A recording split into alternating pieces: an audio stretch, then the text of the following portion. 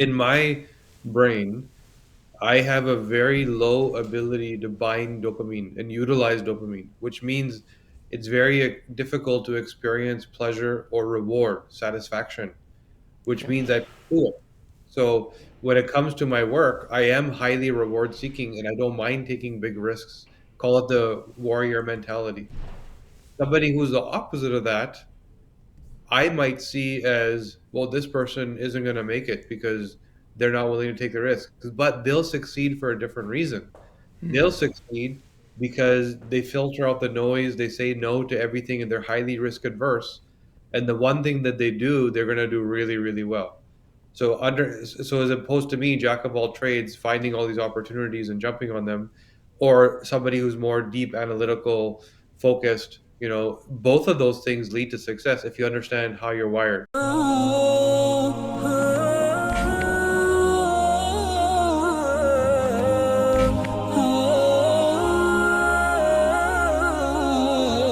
Assalamu alaikum. Welcome to a brand new episode series that we are doing today. This is about Mastery Moonshot. We will be talking about how do you break out, how do you do big things, how do you take big risks, how do you work hard with consistency to have massive impact for the Ummah. We hope that all of you would like it and support us by sharing it, commenting on it, and so on and so forth. Obviously, the more support we have, the easier it will be for us to do more of these episodes. So with this, Assalamu alaikum Kashif. Welcome. Wa alaikum salam. Great to be here, man. Thank you so much for taking time. I know this is the first one that we are kicking off with you in this new series, and really, really appreciate that you taking the time for it. How are you doing this morning? Alhamdulillah, things are good. It's always busy, but it's good. Get busy, right? Good problems to have. Yeah. All right, good. So I think, yeah, just to get things started off, right, my observation has been that, when you typically think of someone trying to do something in life, whatever, sometimes people think about how can I make more cash or what have you, or get a job or whatever, just get settled, right? These are some of the things that people think about. And some people are still in this space where they're just like doing the bare minimum to just survive. And then the rest of their time is just basically watching other people do stuff, talking about other people, and so on and so forth, right? So you are someone that I consider to be a doer, someone actually going and making things happen as opposed to just being a backseater and watching things. So I wonder what's your take about it in terms of when you think about work or impact, how do you look at it? Well, I mean, motivation isn't innate. It's not that we're born with.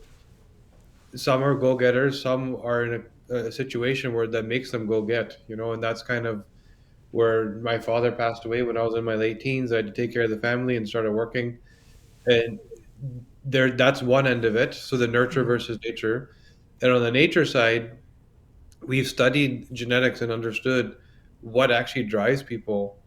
And it's not one thing that makes you go. There's different neurochemicals of the brain, dopamine, serotonin, brain drive neurotropic factor, that drive different personality traits. And all of them have a go factor, and all of them have a, call it a no factor, right? Depends on the context. So it's what we've learned is taking the way your brain is mapped and aligning it to the right context, and then you thrive. And I can give you examples of that, but that we've studied this in thousands of people now. Okay, so what I'm hearing is that obviously there are certain things that, just from a genetics perspective or nature perspective, or, the qadr of Allah subhanahu wa ta'ala, what have you, things that you are, relatively innately designed for and that will make you succeed and what have you, right? But there's obviously a discipline element to it as well, like reflection element to it, like, okay, let me go and do something about it, right? So it may be to do the same thing, it may be harder for one person or the other, but it is still possible. For sure, I think it's possible for anybody if they first understood how they think, and Mm-hmm. realize that the person that they're looking to, listening to, watching may not think like them, and so they may be having the wrong path to the goal. I'll give you a simple Right. example. Mm-hmm. In my brain, I have a very low ability to bind dopamine and utilize dopamine, which means it's very difficult to experience pleasure or reward, satisfaction, which Okay. means I pursue it. So when it comes to my work, I am highly reward seeking and I don't mind taking big risks. Call it the warrior mentality. Somebody who's the opposite of that, I might see as, well, this person isn't going to make it because they're not willing to take the risk. But they'll succeed for a different reason. They'll succeed because they filter out the noise, they say no to everything, and they're highly risk adverse. And the one thing that they do, they're going to do really, really well. So as opposed to me, jack of all trades, finding all these opportunities and jumping on them, or somebody who's more deep analytical focused, both of those things lead to success if you understand how you're wired. And I think taking all of that, so wiring is one thing. If you have the luxury of understanding your genetics, great. If you don't, it's hard to know that. I would say a more practical thing is belief, and we're taught this. I mean, what are we doing here? As people that have faith, we believe in something that you talk to an atheist that they say you can't see and understand. Why do you believe, right? And that power and strength is what allows you. That's the foundation and starting point for any success. If you don't even believe it's possible, if you don't like truly, truly believe, it probably isn't going to happen. It happens because you're doing it because to you it is the only path forward, Right. and you won't stop until you get there. Makes sense. Okay, great. So yeah, so I think if I were to rephrase it, it's like also being aware of the environments that you thrive in, right? So that you can see your success coming out. Maybe you'll feel that challenge of demotivated or wouldn't put your full effort if you think there's a high risk or there's a high level of uncertainty compared to someone who figures it out that, look, yes, I can see the results, I can see the rewards and what have you, and I'm going to give it my all in. Yeah, for sure. Understanding the context that you thrive in. I was just talking to a parent over this past weekend who said, I don't understand. My child was the best in high school. They were top of the class, but they're struggling in university, and it doesn't add up. And then it's not that they're not trying, it's not working. I said, of course, it's a very different context. University is remember and repeat, Right. right? Read, remember, and repeat. And the measure of success is that you pass an exam because you remembered a bunch of information. University is create, right? Okay. Think. And if you haven't been taught how to do that, okay, then you might be really good in this context of remember and repeat, and there's a place for that. Yeah. But create and think is a very different skill. And so you can't take one thing and just think I'm good, and that good applies everywhere. It applies in the context you're good in. So focus on what you're good at and don't try and be that other person. We're not all the same.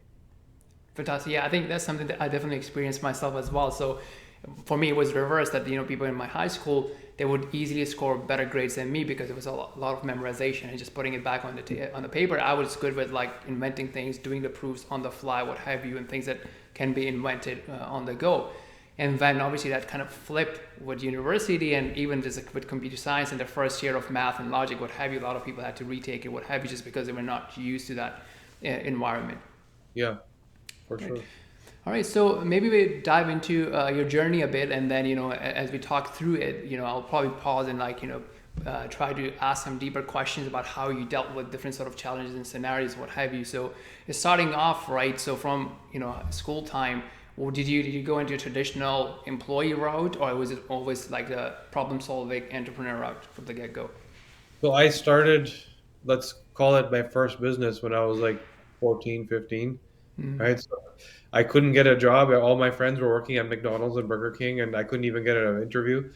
So I don't know why, but anyways, I then bought a lawnmower and started cutting grass, and I sold that business to a landscaping company when I was like 16. I was like, hey, I just sold my first company. And I then started venturing onto other stuff. So I was meant to go into engineering. I actually did really well in terms of a scholarship to work with Daimler Chrysler and build cars. Then my father passed away. And I became responsible for my mom, my sister, financially starting from zero. And so I started working.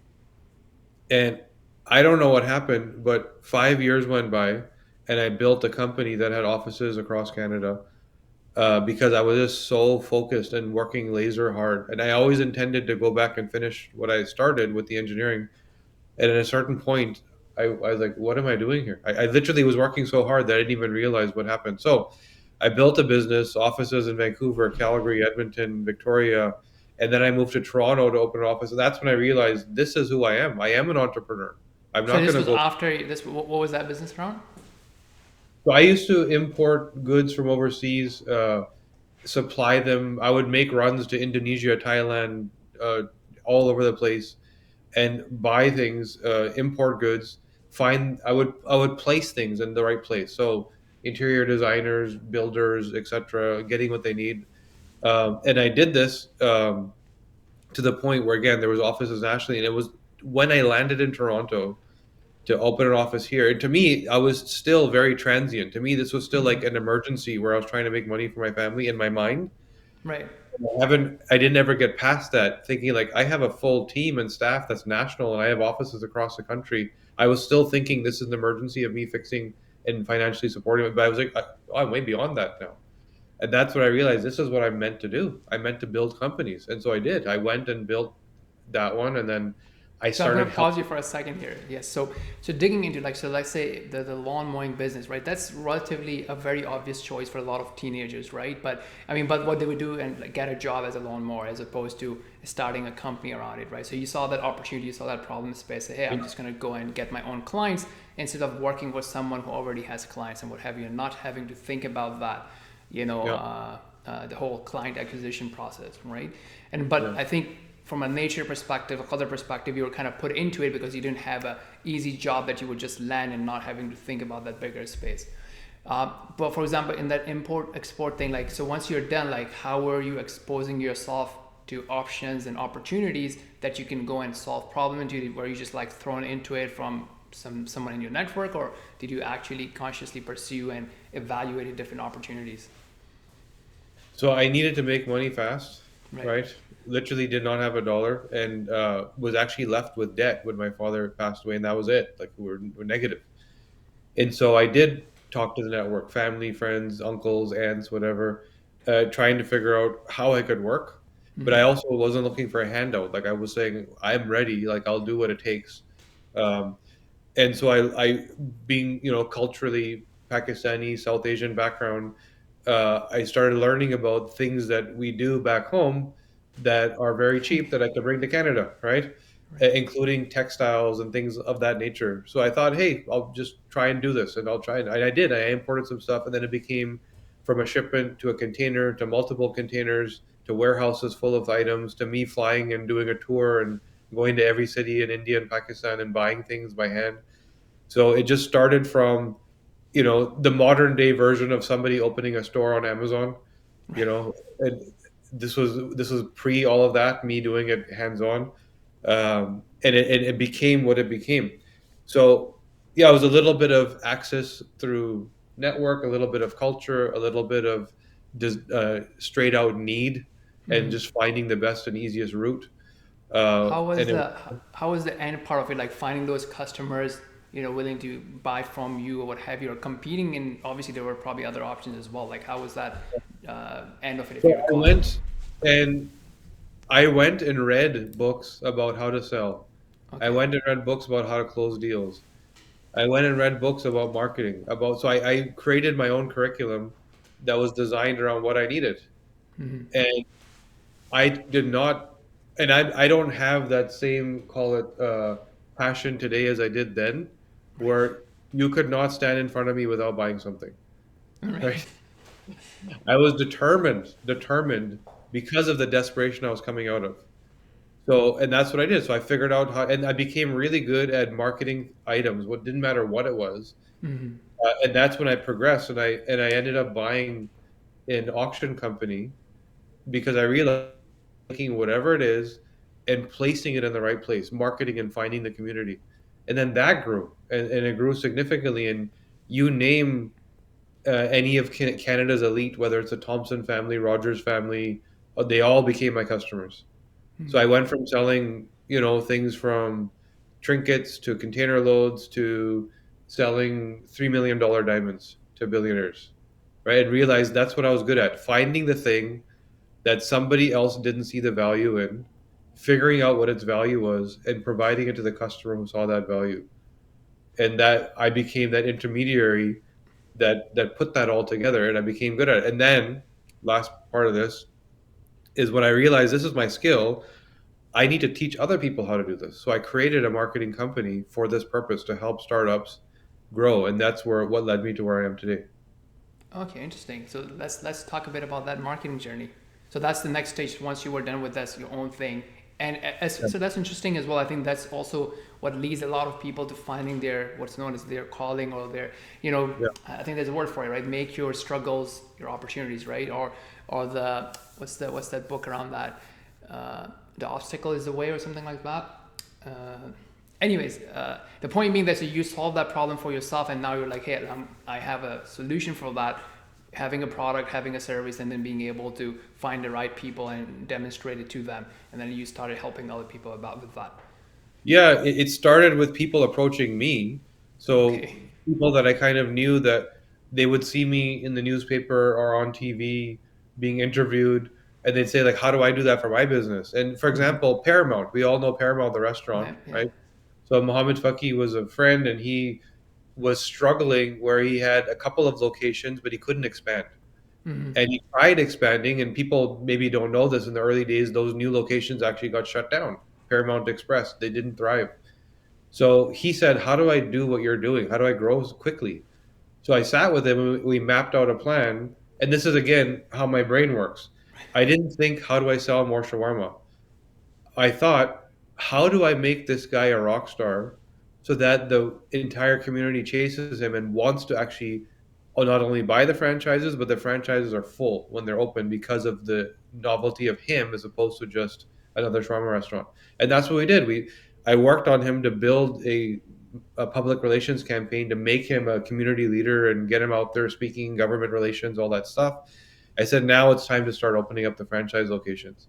And there was a stack of applications with checks signed, ready to go, and every location was full as they opened, right? So thinking about things very differently than Mm-hmm. the conventional, because if you're conventional, you're just competing with everybody else, right? You're doing what everybody else is doing, more of the same. You're taking a slice of the pie as opposed to creating your own pie, which is what I think I understood my skill to be after years of using it. I didn't realize that's what I was doing. Good. So from that perspective, I would probably put it under the category of like building a demand around a personality, what have you, right? Is that your top marketing strategy, or what others would you usually typically use, or So would you say every like is problem, it, yeah? yeah, every problem gets solved uniquely, Mm-hmm. right? Depends who you're speaking to and what you're trying to solve. There's other companies that I've worked with. For example, there was a technology company that had created an app around grocery couponing. So you take a picture of your grocery receipt, and it will automatically tell you what coupons you could have had and how much money you could have saved, and it will actually give you that savings. So they started this After business. purchasing, or Right? after purchasing, or After purchasing, yeah. okay. Yeah, they would find the coupons, they would get, so it was a way of working directly with the manufacturers of the product. And so they got up to 8,000 users, and they kind of got stuck, and they were stuck Mm-hmm. there for a while. So I started working with them, and I said, there's two things here. First of all, we need to go bigger in terms of your user acquisition, which is not your traditional marketing, but more PR, public relations. Second thing is your business model you need to add something around the data. Look at what you have. You have somebody's grocery receipt. You know everything about their habits, and all you're doing is building a couponing business. So the algorithm got adjusted, all that data collection was set in there. Like, if I buy this brand of soap, do I also buy that brand of shampoo? And why did I choose another one? So that data collection was very valuable. So we launched a campaign. We got them to hundreds of thousands of users. We got them eventually to over a million users within a year. And then that data play allowed that company to be sold to Rupert Murdoch, the media mogul, for $60 million, Wow, right? okay. And this all happened in 2 years. Whereas they were stuck at 8,000 users trying to get somebody 5 cents back on a bottle of shampoo, right? And so this is where solving the problem, there's no single answer. It's just looking at a scenario uniquely and understanding that you probably have more value than just what you think you have. Interesting. So I think that's kind of related to how we started, right? Looking at what you have and then optimizing, how you can repurpose it or change your messaging, because they had the same thing, but essentially you change the solution and also the end customer from that perspective. Yeah. And now, I mean, I filter all my thinking through a genetic lens because we run the DNA company now. We help people with their health and wellness through genetics. And so when I think about these scenarios, I also think about the right person doing the right job. So the Mm-hmm. reason why I was good at being the vision or idea person is because I have very fast neurochemical clearance, which allows me to sort of think big, think quick, adjust, and not get stuck.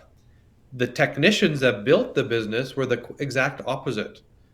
And so they were very good at executing the ideas and hyper focusing and getting it done. So when you understand how your genetics works, just the brain alone, but you can the whole body, you can Right. Mm-hmm. understand every job that's happening.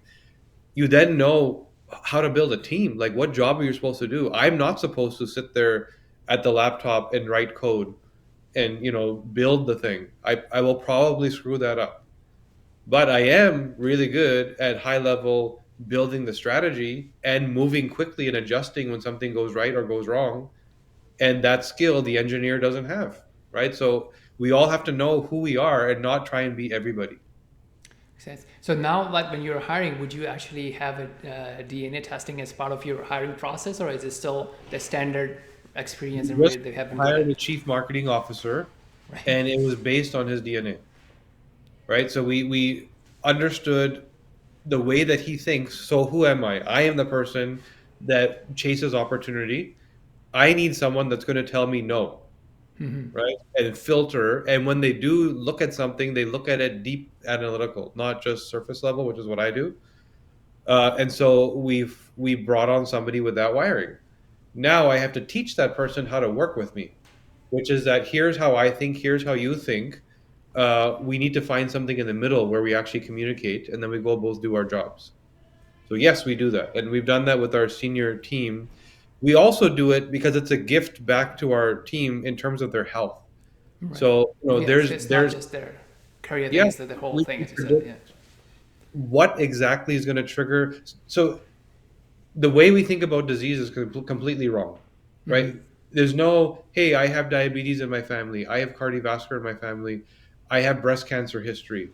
None of that means you need to have it. What that means, I have breast cancer history. Maybe that means that your family produces a toxic estrogen, right? There's metabolites that come out of estrogen, and that thing causes inflammation, which can lead to breast cancer.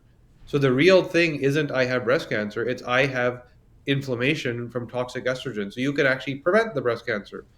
It's not that, hey, I have diabetes, family history, so I'm probably getting it. No, there's a gene called TCF7L2 that determines your insulin response. How do you manage your insulin? There's a gene called AMY1 that determines your starch metabolic pathway.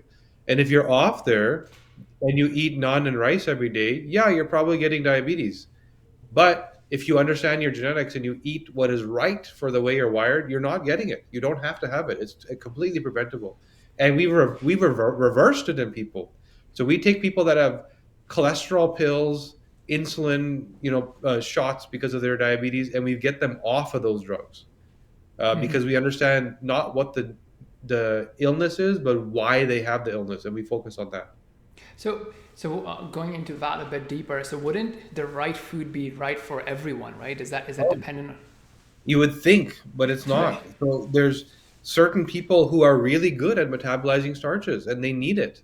We work with a lot of athletes, so NFL, NHL, NBA, and there's some people that go on your standard low carb, high protein diet and then they struggle Mm-hmm. because they are actually designed to use starches and carbs.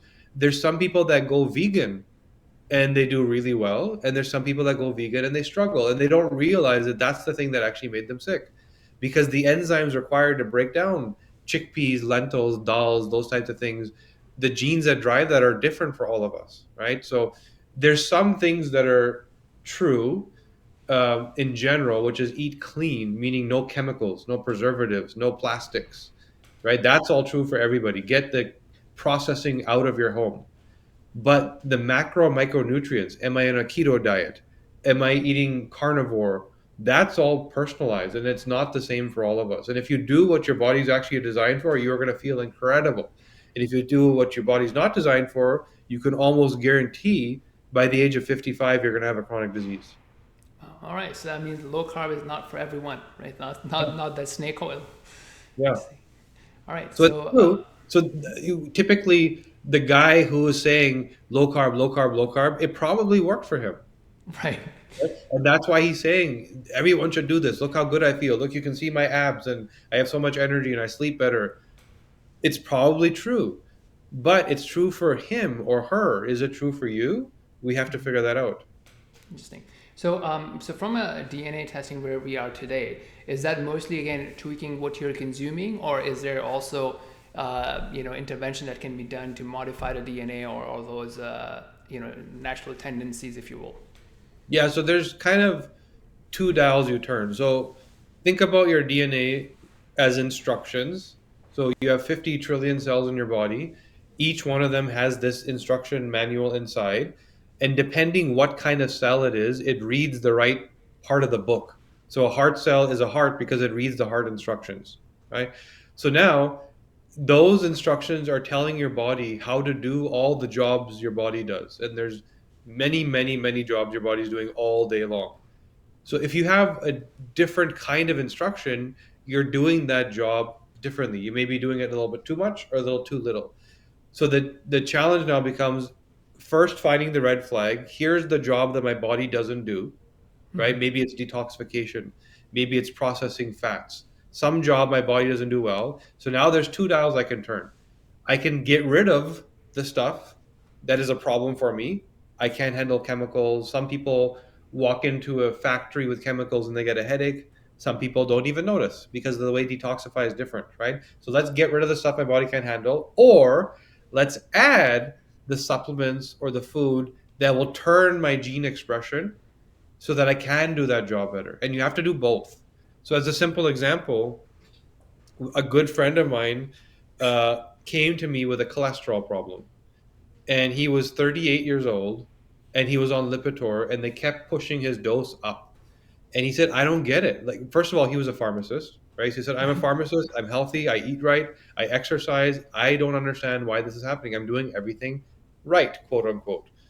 So when we looked at his genetics, we saw that he is completely missing some of the key, what we call glutathione genes. Glutathione clears toxins from your bloodstream, right? He also had bad hardware in his cardiovascular system. So the arteries, not the heart itself, but the arteries is usually where you get cardiovascular disease first. Build up, calcification, stiffening, loss of elasticity, all that stuff happens, and then your heart gets sick after. So we can determine your arteries, these tubes, what quality of hardware do you have? Is it stainless steel or is it paper thin? If it's paper thin, it's more prone to inflammation. So that's what he had. He had the paper thin version of this, bad detox genes, which means that it was very easy for there to be too much toxicity in his blood, which could cause the inflammation to this bad hardware. The body's response to inflammation here is it actually uses cholesterol as a hormone to reduce the inflammation. That's why people get cholesterolemia. It's not a disease, it's a support for inflammation. But when that cholesterol meets the toxin, it actually hardens and it builds up and builds up and builds up. And eventually your doctor says you have to take a pill. So now when we looked at his habits, because keep in mind, he wasn't born with a heart right. problem, right? Why does this happen later? Well, because he was golfing 4 days a week. So what's the problem with Yeah, that? what's the connection Yeah. there? Well, golfing 4 days a week, you're breathing in toxic pesticides on that beautiful golf course that's full of sprays and chemicals for 4 hours a day, 4 days a week. 16 hours of chemical exposure per week is what he was getting in a body that was missing some of the key detox genes. So he had these Interesting. potent chemicals that the body was never designed for, causing inflammation here highly rapidly, which is why at the age of 38 he has cholesterolemia. He didn't have a disease. It's not in his genes. It's not his family ancestry. It's his body didn't do a few jobs well, and he had the wrong habits. So the same habit of golfing, which somebody might do for the purpose of Yeah. supporting their cardiovascular health, like this is how I get my exercise, may be the reason why they're sick. This is the research we've done on thousands and thousands of people, by the way. And we've learned that not everything is so intuitive, and most chronic disease doesn't need to happen. But obviously, there has to be a team, right? So you get that DNA test, and then someone is doing the analysis. Okay, well, that's the primary cause, and where it's coming from in your life, and so on and so forth. Like so, Well, cool. yeah, we in our research phase, we went through 7,000 people, and we had to do that because we didn't know. We were Mm-hmm. learning, and we were building this data algorithm and artificial intelligence platform. But we've now got it to the point where, like, how do you scale that? How do you help Right. everybody? It's very difficult to do that.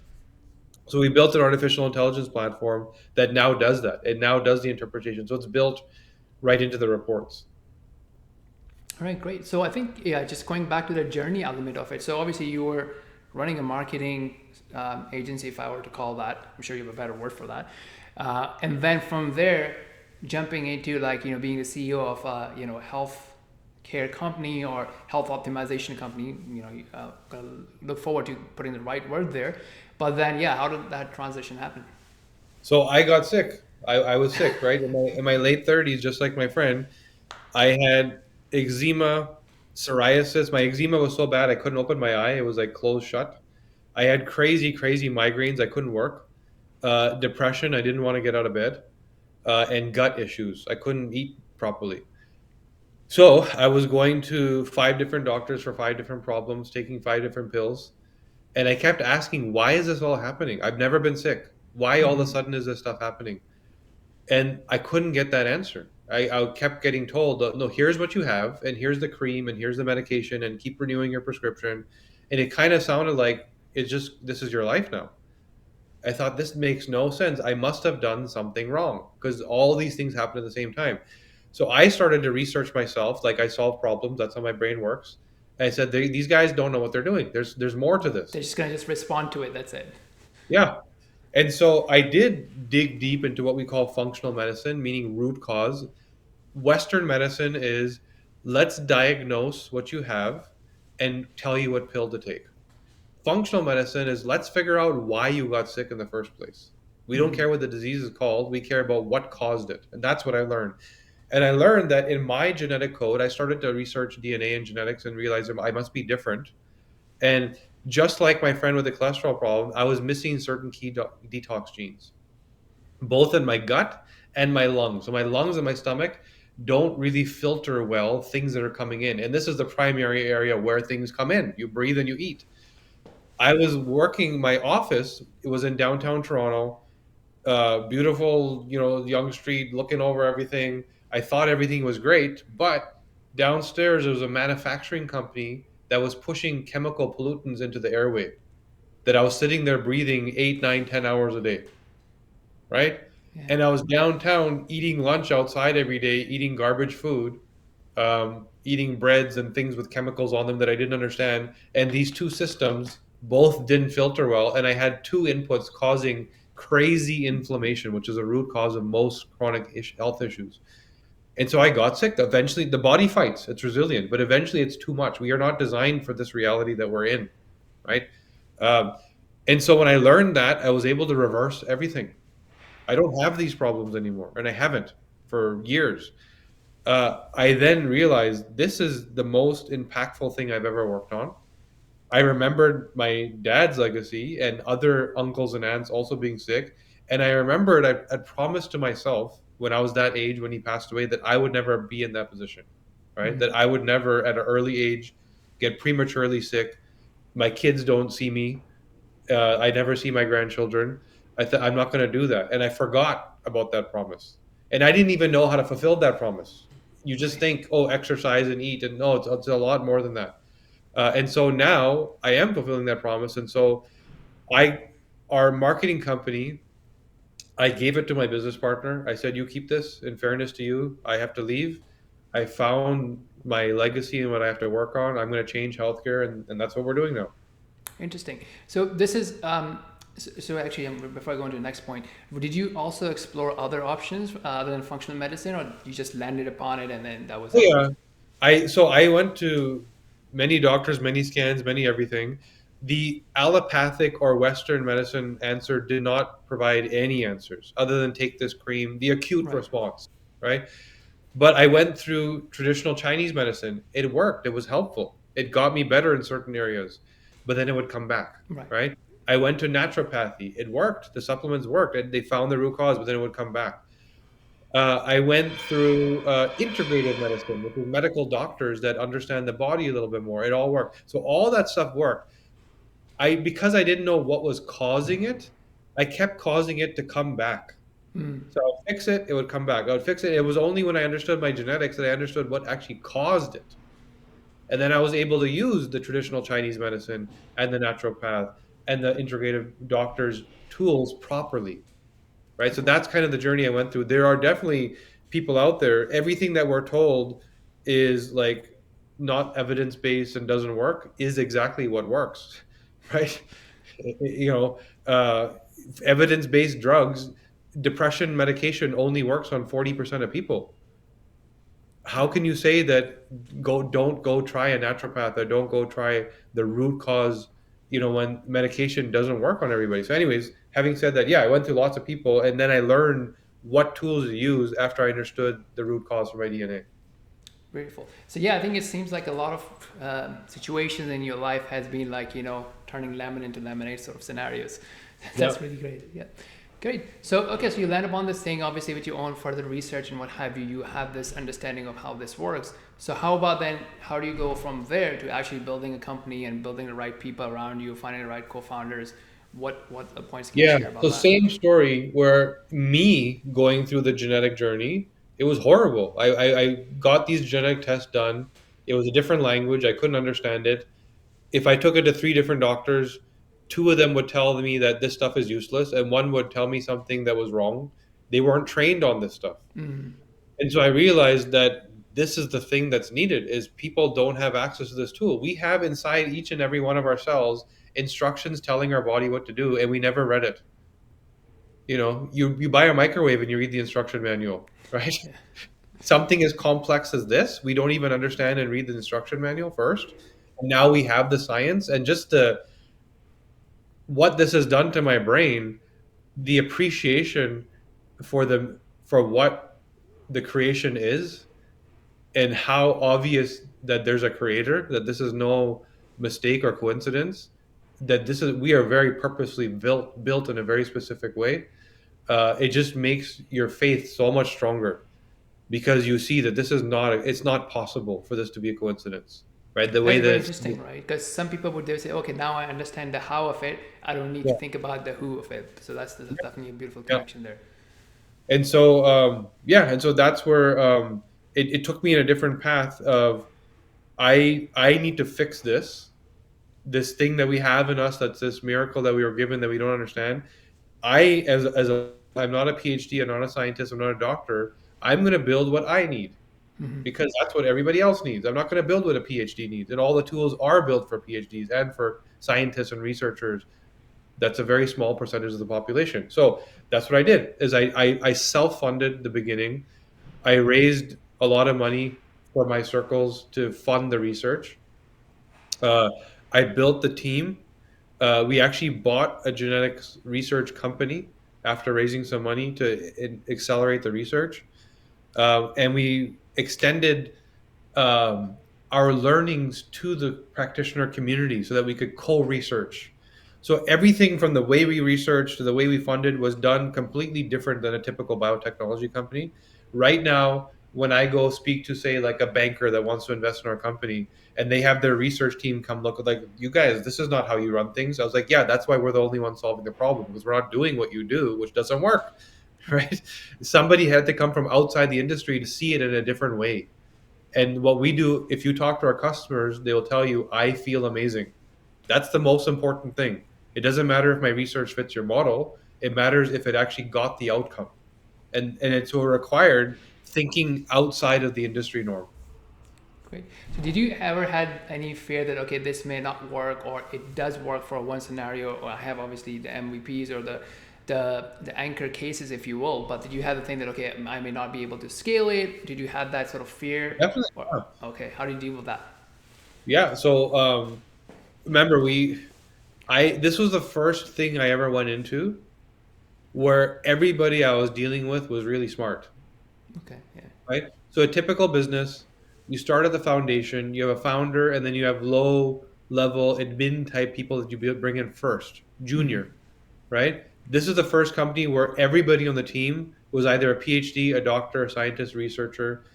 And the big challenge I saw, which was very different than the typical startup, is everybody was a chef, right? Everybody thought that it had to be done the way they think.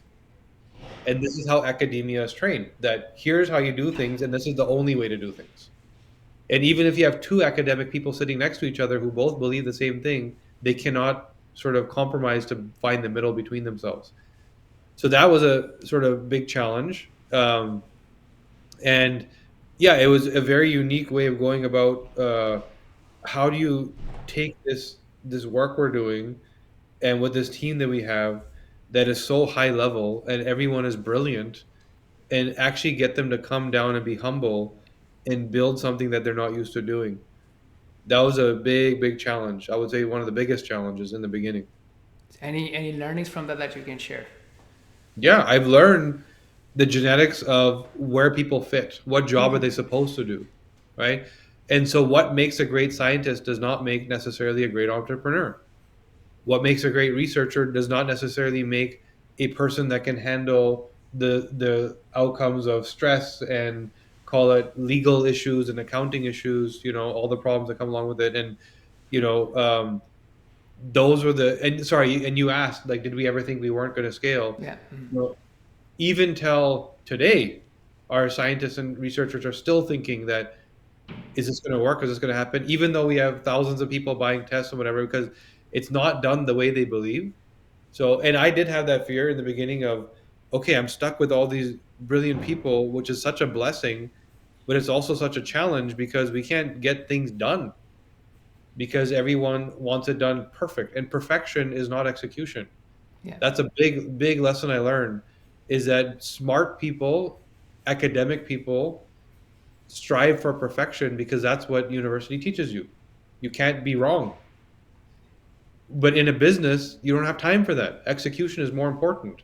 If you're not making a mistake, you're probably not trying hard enough.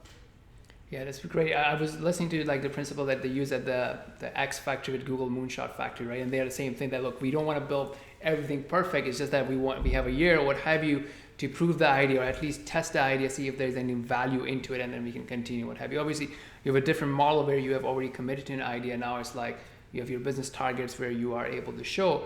So I think the challenge from the academia is the perfection or the depth, but for them research is relatively easier. For you have to make it a business case out of it as well, not just like an academic success from that perspective. Great. All right, shifting gears, I know I've taken a lot of your time. So in terms of, some quick topics here. So what are your current books, or what have been some of the books that have been really transformative in your way of thinking in business or career or personal development, what have you, or podcasts? Yeah, so a lot of what I'm focused on is around health. I've fully submerged myself in the health and wellness space. And so there's a lot of great innovators. I like listening to Impact Theory, Tom Bilyeu. It's a YouTube show. We were actually on it recently. It was an amazing episode where he interviewed us. And I learn a lot there. I learn from more articles, I would say, than books, right? I'm constantly reading articles because the information is condensed, and that's how my brain works. So a lot of I'm constantly looking at what, call it, the influencers or influencer people are putting out there, because you're getting bite-sized information that's very powerful. So they've already read the book, and now they're condensing it for you into the actionable item, which is really what you need. So I spend a lot of time on that. And The last thing I would say is I read, I would say, a lot of, call it, blog articles. So people that have summarized an idea. As you can see, the current theme here is that I like summaries, right? So, and I've learned that that allows me to get a lot of information without spending a lot of time. Let somebody else has already read it, distilled it, and now I can get the value out of it. Fantastic. So I know I see you as a busy businessman running a company with a lot of challenges, being a new idea, new way of doing things. But at the same time, I see you a man of faith, being a Muslim, being a family man, also being involved in communities. How does that life balance or integrations come from you for you? Is that something you have to push yourself for, or how do you deal with that? No, to me, it's, well, It's always been since I was a child. I wouldn't say I'm the most scholarly religious person. I don't have the most knowledge, but I do feel like I have a deep connection more than most, right? Call it the belief in my heart being in it. And it's not something that it's done to show my mom or to show people around me, you know? It's something that I truly need and believe. And, I remember playing baseball when I was 6 years, or sorry, 8 years old, and sitting on the field praying like thusby in my hand, not the actual thusby, but my fingers, Yeah. because it meant so much to like, if I'm connected with my Lord, I'm gonna do better here, right? So it Mm. was true coming from my heart. So, anyways, that being said, this a big part of why I'm doing what I'm doing is because I feel this is my, call it jihad. This is the work that I'm doing to change the world, because the healthcare system is so disgustingly broken. Right? The United States has a $4 trillion healthcare budget. 90% is spent on chronic disease, which nobody needs to have. Right? Right. 66% of American personal bankruptcies are based on healthcare costs. That That's country's crazy. drowning. It's the wealthiest country in the world, completely drowning because of healthcare. So I believe I found my mission.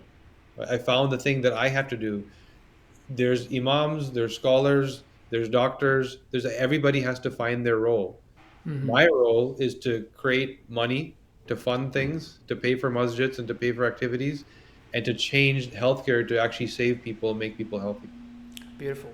So yeah, I think just to push back and ask something about that. So one of the things that I do, like I work a lot with new Muslims as well as renewed Muslims, and some of the people are really really successful, are really heavily invested in their own ventures and what have you, like CEOs of their own businesses and whatnot. And this is one of the challenges, at least for them. I mean, alhamdulillah, you had this thing growing up, and that's something already built in for you.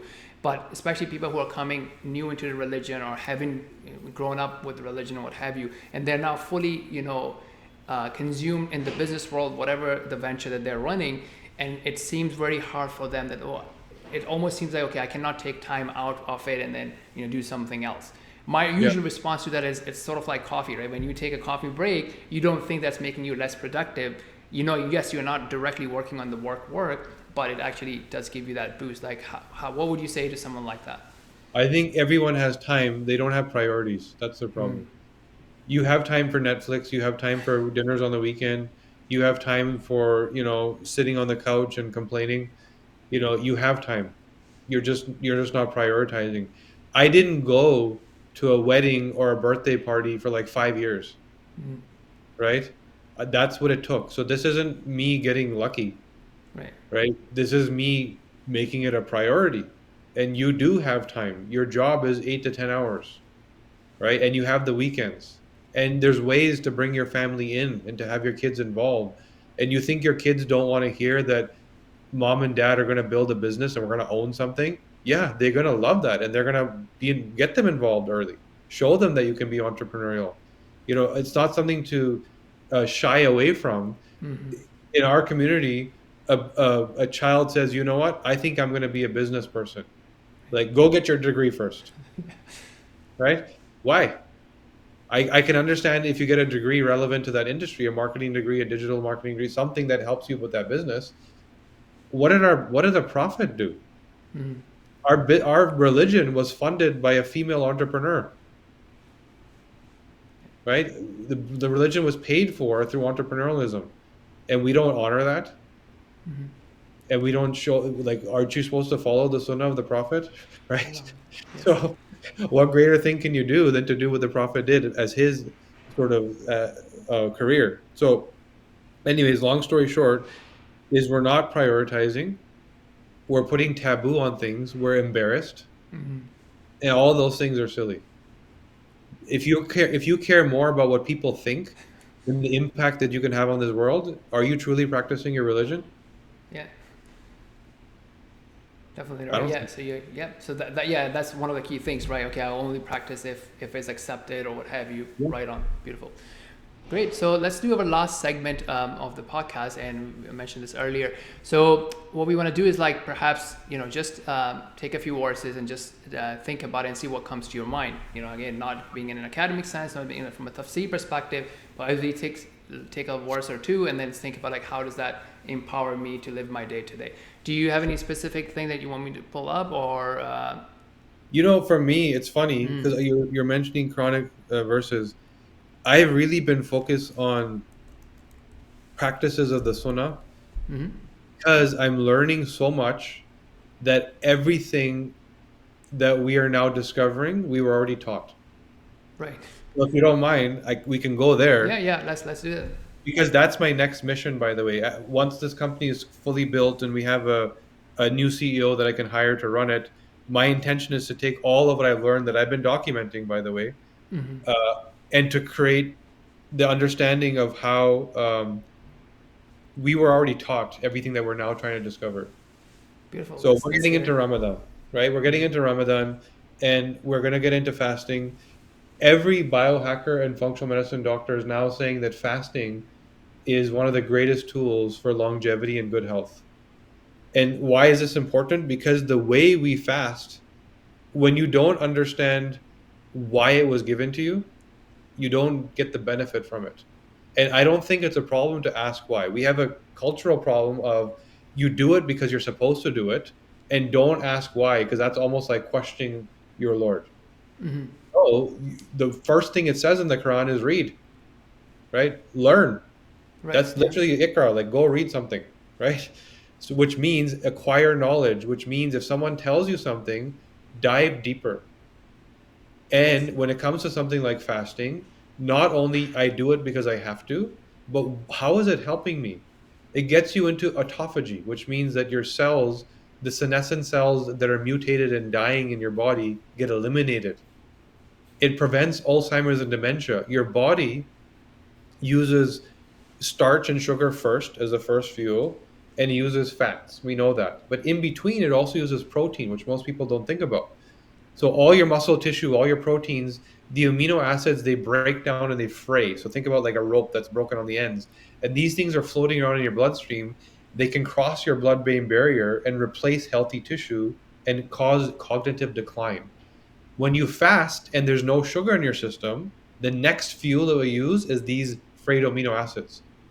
So your body will now use this stuff to give you the energy you need, which means it's eliminating it and preventing aging and cognitive decline, right? So for men, it causes hormone balancing. It causes us to be more vigorous and like have energy and strength and vitality, growth hormone.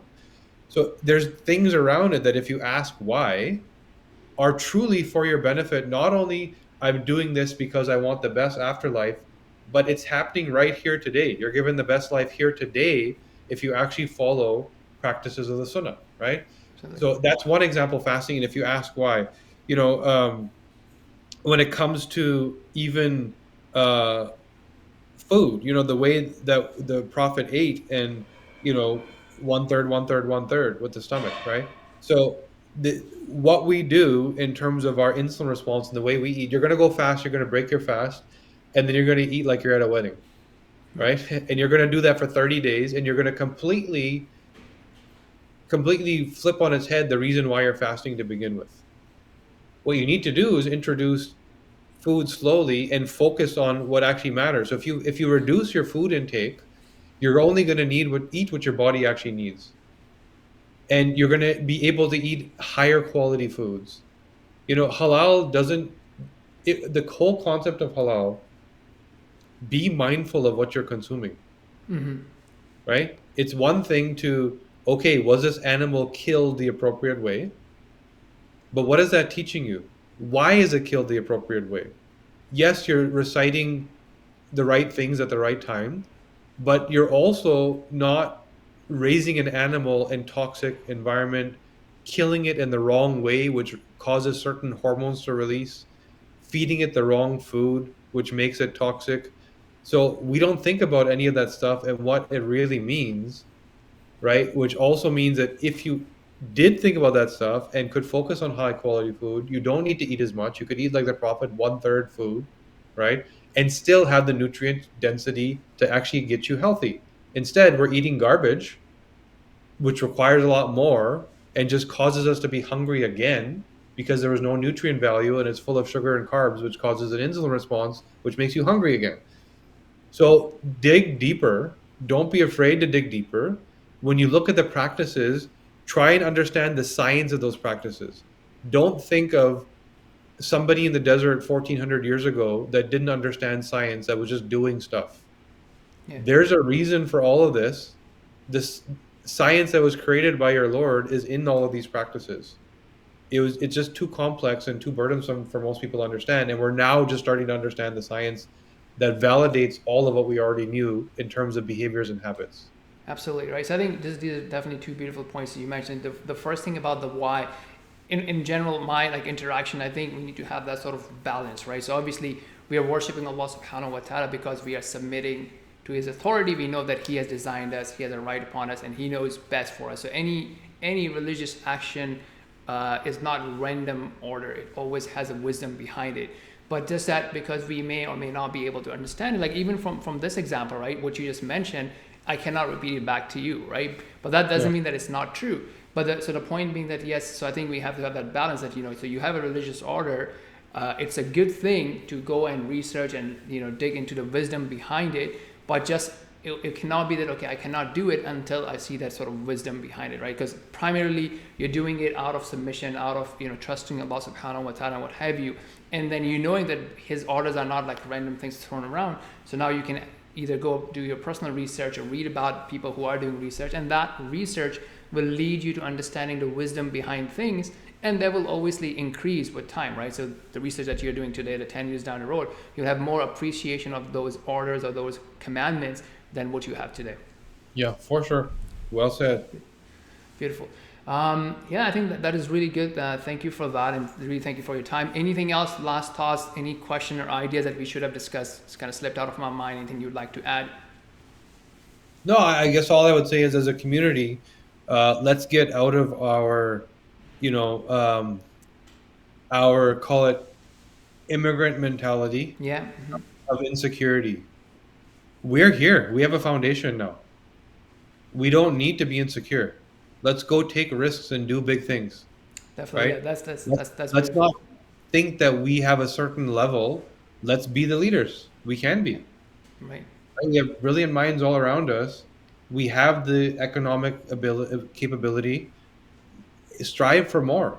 Let's be the leaders. We can be. So let's stop thinking that we exist in a certain bucket. We don't. We're ready for more. Yeah, absolutely. And I think that's one of my biggest messages as well. That like we have to shift from that consumer mentality where we buy products and sell resell those products or deploy those products or provide consultancy on those products, rather than like actually also thinking about and investing in building things and innovating things. As you said, like just like taking that guaranteed approach. Yeah, I'm gonna go learn something and do it for somebody else and have a guaranteed paycheck, or buy something, resell it, or consult on deployment or what have you. But thinking about like what are those gaps, what are those big problems, and how we can have like radical solutions to that. So that's great. Fantastic. Thank you once again, Kasha. It was great talking to you. And for rest of you, comments, like, share, subscribe. Let us know what you felt about it, thought about it, and how would you change your behavior with that. Until next time, assalamu alaikum. Awesome.